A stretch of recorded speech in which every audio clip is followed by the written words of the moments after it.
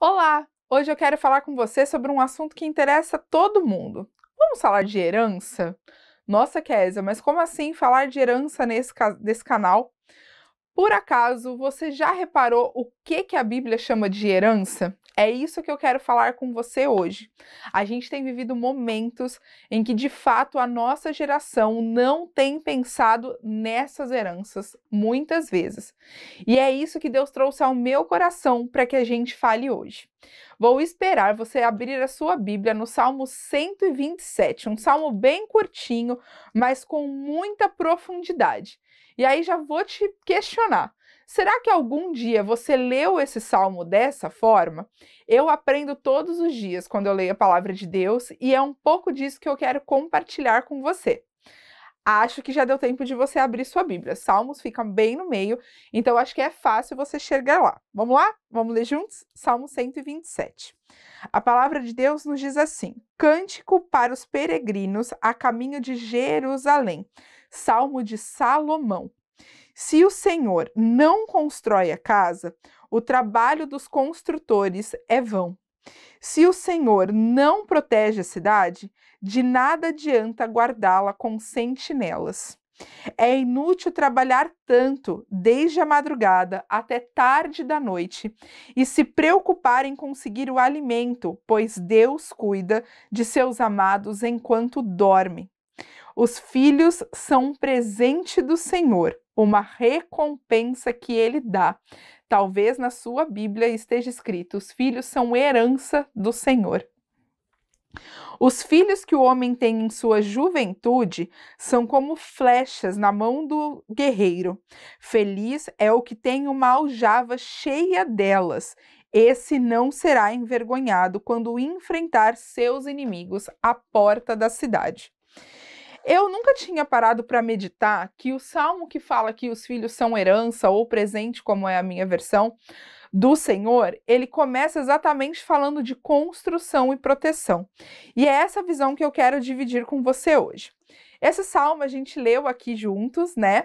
Que ele foi escrito por Salomão. E embora não tenha uma definição do período que ele foi escrito, os estudos indicam que esse salmo foi escrito ali no período de Neemias, pós-exílio, né? Então é um período que Jerusalém está de fato com poucos habitantes, ela precisa de novas construções, de reparos em reconstruções, e para que de fato o povo de Jerusalém se propague e ela volte a ser a cidade com construções, etc., eles precisam de populacionar novamente Jerusalém. Em contrapartida, as famílias que já existem ali, que já estão ali, elas precisam de casas, né? Uma coisa depende da outra. Toda família quer casa e a população depende dessas famílias crescerem. E aí, como é que a gente faz essa leitura para os nossos dias, né? Nós somos o Israel de Deus. Todo o povo de Deus é o Israel de Deus, né? Claro, existe o pessoal de Jerusalém, de fato, de Israel, aí a gente está falando de questões geográficas, mas existe o povo de Deus espalhado sobre a terra. E quando nós olhamos para os nossos dias atuais, esse vídeo é exatamente para incentivar você a gerar. Não pare esse vídeo. Veja até o final e deixe Deus tocar no seu coração. Você tem livre-arbítrio, você tem escolha, mas eu quero te incentivar a não rejeitar as suas heranças que vêm do Senhor. Quando a gente fala deste salmo, o cenário aqui, de fato, ele é de construção e de legado. Então é um salmo que começa, de fato, falando das construções, né? A gente leu aqui no começo do 127, se o Senhor não constrói a casa, não adianta os construtores edificá-la, né? E assim por diante. E ele termina com a questão de legado. Por quê? Porque ele fala que quem tem a aljava, né, a cesta cheia de flechas, realmente não será envergonhado, porque ele tem como perpetuar ali, né, o seu exército, as suas flechas, eles continuam tudo que um pai e que uma mãe começou. Então esse salmo ele vai de construção até legado. E aí a gente vai dividir ele em 4 partes, tá? Uma das partes, que é a primeira, é construir. E a gente tem ela no versículo 1 dividida de duas maneiras, né? Então a gente tem de fato a construção, que eu acabei de citar aqui, né? E depois a gente fala um pouquinho da nossa segunda parte. Então vamos lá. Falando de construção, a gente vive numa era em que todo mundo quer realizar o tempo todo, né? A gente já acorda pensando hoje o que a gente vai conquistar. Os planos são cada vez mais elaborados e cada vez que se chega em uma etapa onde a gente quer chegar, mal a gente comemora porque a gente já tem outra meta na cabeça e a gente quer realizar o tempo inteiro ali com muita frequência. De certa forma, nós somos até cobrados pela própria sociedade dessas realizações, né? E, infelizmente, nós chegamos em um momento em que você é muito do que você tem e não exatamente o que você é, né? Aos olhos de muitas pessoas, a gente sabe que as coisas funcionam dessa forma. Mas quando a gente fala de realização, talvez uma das maiores motivações dessas realizações, e talvez seja exatamente isso que vem à sua cabeça, é carreira, né? Carreira profissional. Tanto é que hoje em dia, às vezes, você pergunta para alguém assim, quem é a Késia, por exemplo? E as pessoas respondem assim, eu sou diretora da empresa tal, eu sou engenheira, eu sou arquiteta, mas a sua profissão, ela não fala sobre quem você é, ela fala no máximo da aptidão que você tem. A gente tem visto que a sociedade como um todo, ela tem engrenado tanto para esse lado de carreira profissional, sabe? E de fato, as coisas estão ficando cada vez mais latentes. As pessoas estão caminhando para esse lado e perdendo, muitas vezes, outras coisas na sua vida em troca de uma carreira profissional ou em troca de um salário. Hoje em dia, outra coisa que está muito na moda e que elas se mesclam muitas vezes é a questão do empoderamento. Gente, o empoderamento hoje, ele é traduzido de algumas formas. A maior quantidade de vezes que você vê essa palavra sendo aplicada, ela está atrelada à independência, o que não é uma verdade. Ela está atrelada a uma autoridade sem qualquer tipo de submissão, o que também é uma mentira. Ninguém é 100% independente e ninguém é totalmente... ele não pode fazer tudo sozinho, ele nunca caminha sozinho e isso vai te trazer, sim, algum tipo de submissão. E muitas vezes, pior ainda, o tal do empoderamento é vinculado a uma ideia de sensualidade. Como se você precisasse usar de certos artifícios para se sentir empoderada. E agora eu estou falando com mulheres. Para se sentir de fato empoderada. Isso também não é uma realidade. Você de fato é empoderada quando você sabe quem você é. E você sabe quem você é quando você tem filiação, identidade, quando você tem um pai. E eu não estou falando do seu pai, que talvez não tenha sido exatamente uma boa referência. Eu estou falando do seu pai celeste. Você é o que a Bíblia diz que você é. E você tem o que a Bíblia diz que você tem. A Bíblia, inclusive, diz que você tem autoridade para pisar na cabeça de serpentes, que é exatamente para lutar contra as forças malignas.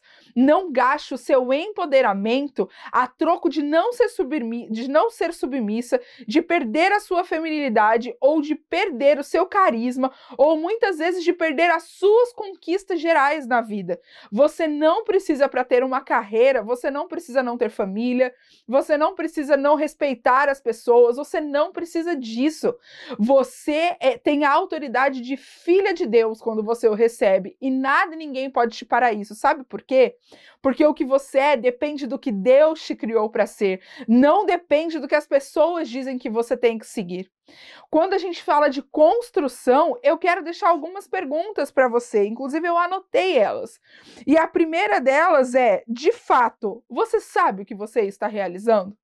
Ou você simplesmente tem copiado um padrão social e as suas realizações são casa, carreira, carro, dinheiro? Eu não tenho nada contra você ter uma casa, muito pelo contrário, eu espero que você tenha casa, carro, eu espero que você alcance todos os seus sonhos. Mas a pergunta é muito mais profunda que isso. Você sabe o que você está realizando? Qual é o seu sonho de verdade? Ou será que você está vivendo o sonho das outras pessoas e você parou de olhar para si, o que tem automaticamente interferido na sua identidade? Outra pergunta que eu quero te fazer é: o que você está realizando lá no final vira pó ou ele dura a eternidade? Quando você fechar os olhos, o que você realizou em vida realmente será um legado? Ou ele será tão fácil quanto virar pó um dia? Tão fácil de desfazer que vai virar isso? Como tem sido as suas, de fato, construções? Qual o legado que você vai deixar? E legado não é necessariamente físico. Legado vai muito além disso. Legado vai do que a sua família vai falar de você, do que os seus filhos vão falar de você, do que as pessoas vão trazer à mente quando elas falarem no teu nome. Qual a história que você vai escrever aqui?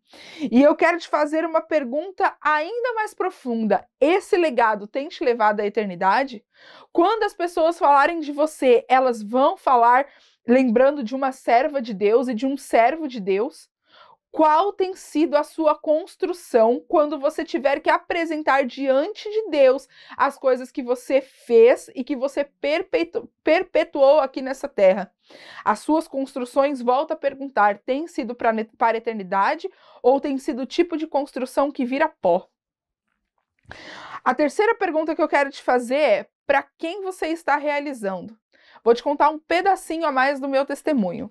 Eu, quando tinha 30 anos, 29 anos, eu saí da minha cidade natal, que é São Paulo, e eu fui morar no Rio de Janeiro, exatamente por conta da minha carreira profissional. E na época, eu tinha várias ideias que eu vou falar aqui durante esse vídeo com você.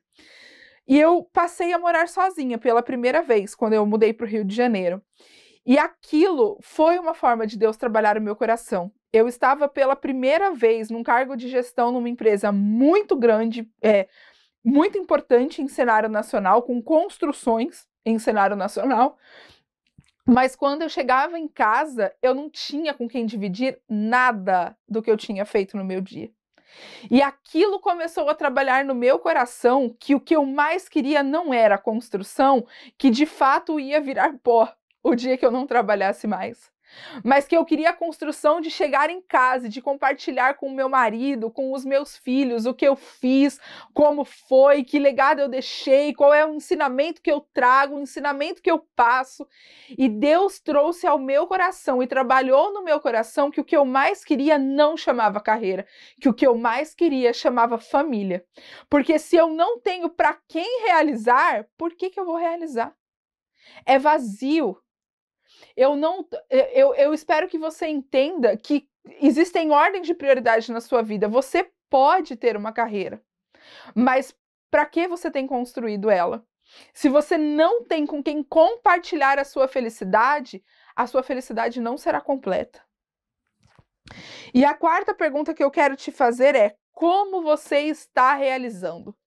Em Êxodo 33:15, nós lemos assim: Então Moisés disse a Deus: Se a tua presença não for comigo, não nos façais sair deste lugar.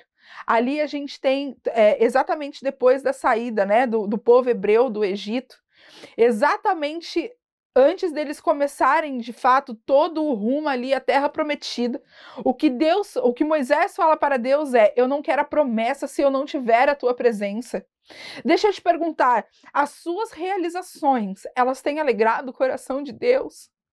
As suas realizações são aquelas que você olha e fala: Senhor, eu prefiro a tua presença, eu não quero isso se o Senhor não estiver comigo, eu não negocio ter o Senhor na minha vida, não tem nada mais importante do que o Senhor na minha vida, eu prefiro a tua presença, não me deixe ir, não me deixe conquistar, não me deixe fazer, se isso for tirar a sua presença de mim ou me tirar da sua presença. Como têm sido as suas realizações? Você tem vivido provérbios que diz para consagrar os seus planos no início ao Senhor e assim eles serão bem-sucedidos?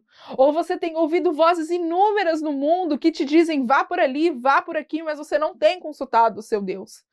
Como têm sido as suas realizações? Deus tem sido o centro do seu realizar? A segunda parte desse salmo, ela fala sobre guardar.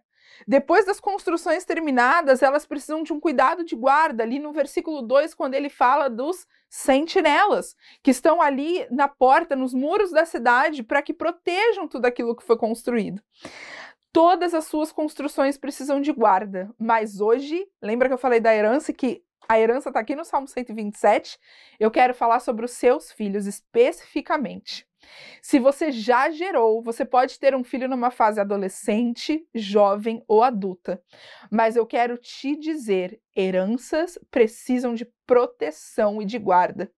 Se o seu filho já está criado, você não terminou o seu trabalho. Pensa comigo, o que é uma herança? Eu fui pesquisar, inclusive, a etimologia da palavra. Ela vem do latim, a herentia, que era um termo já usado, né, para definir o legado ou o patrimônio que um indivíduo deixa para alguém.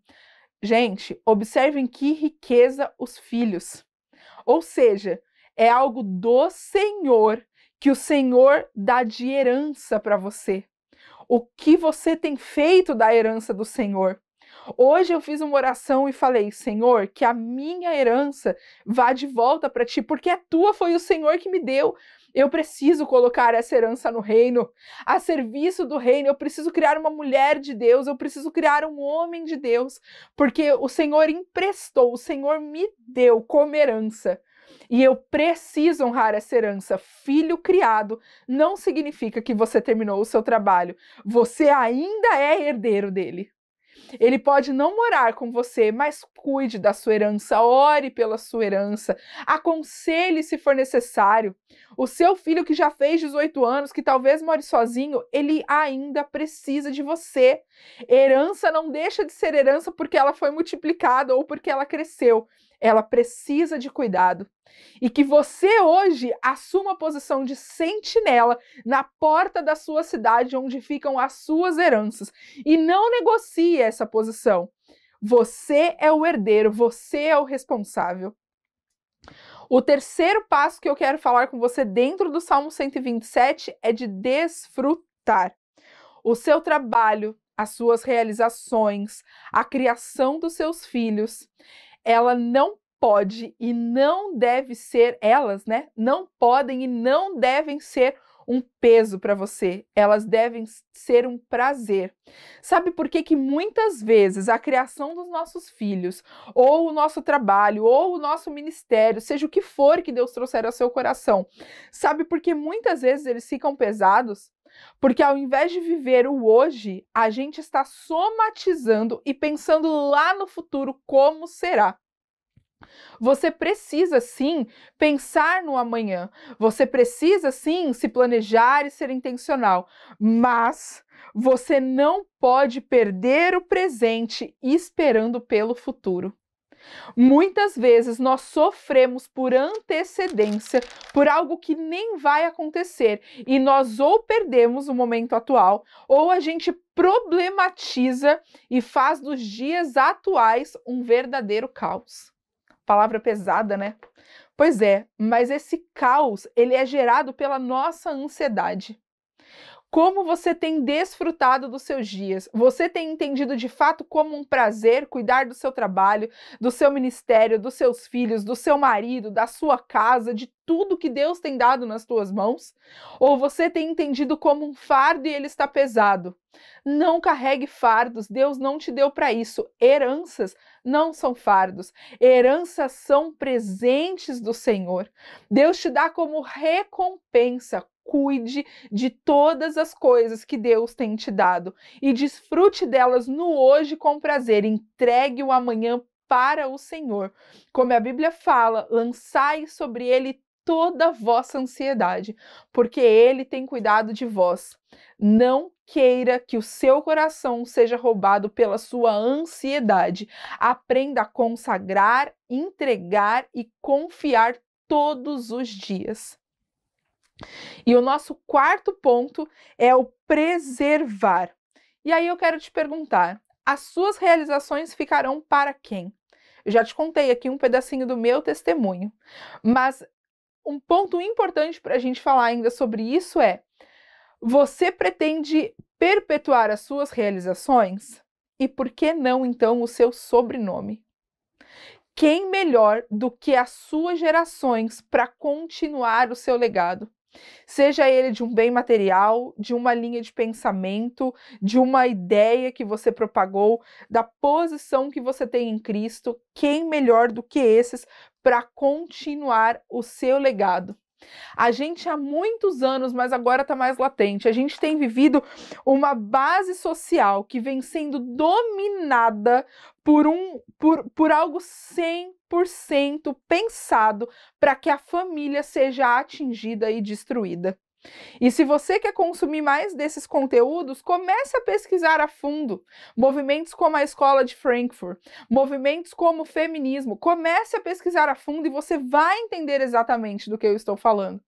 Agora eu vou te pedir licença para ler algumas frases que eu separei.